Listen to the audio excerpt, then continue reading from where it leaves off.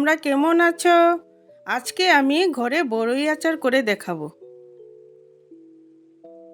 বড়ই আচার করার জন্য গুড়টাকে আমি জাল দিয়ে ভালো করে ছেঁকে নিলাম।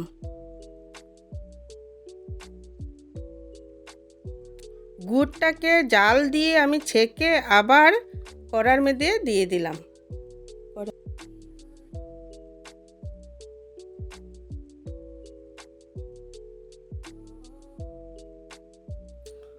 গুড়টাকে জাল দেওয়ার জন্য আমি কড়াইতে বসিয়ে দিলাম। প্যানের মধ্যে আমি পাঁচফোড়ন দিয়ে ভাজা শুরু করলাম, কারণ আচারটা বানানোর জন্য একটু মশলার দরকার পড়বে।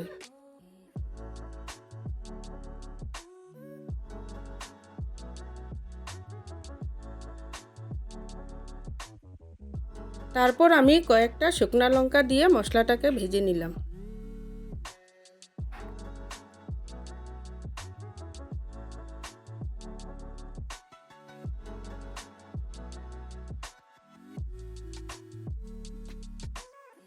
আমি গুড়ের মধ্যে কয়েকটা শুকনো লঙ্কা দিয়ে দিলাম। তারপরে আমি আসানোর জন্য আরেকটু রেখে দিলাম।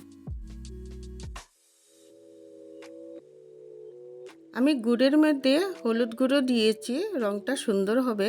তারপর আমি স্বাদ মতো নুন দিয়ে দিলাম।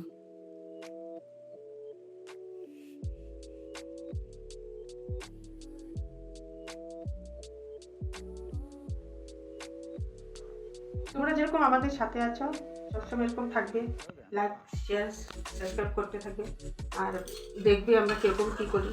আমাদের রেসিপিগুলো দেখবে, আমাদের রেসিপিগুলোকে ফলো করবে আর শেয়ার করবে। আর এটা তো কোনো নতুন রেসিপি না, কিন্তু আমরা কীভাবে বানাই সেটাই তোমাদেরকে দেখাবো আর তোমরা দেখবে। তোমরা সবাই আমাদেরকে সাপোর্ট করছো, আমরা ভীষণ খুশি আছি আমরা। এরকম তোমরা সাপোর্ট করো আমাদেরকে। আমি যে মশলাটা ভেজেছি এটা গুঁড়ো করে আমি আচারের মধ্যে দিয়ে দিলাম।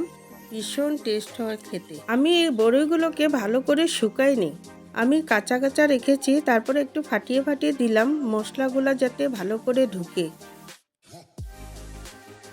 আমি গুড়ের সাথে বড়ইগুলোকে ভালো করে মিশিয়ে নিলাম। আমি সাথে অল্প সরষের তেল দিয়েছি যাতে একদম আঠা হয়ে না লাগে। আমাদের ভিডিওটা যদি ভালো লাগে লাইক শেয়ার সাবস্ক্রাইব এটা করে দেবেন।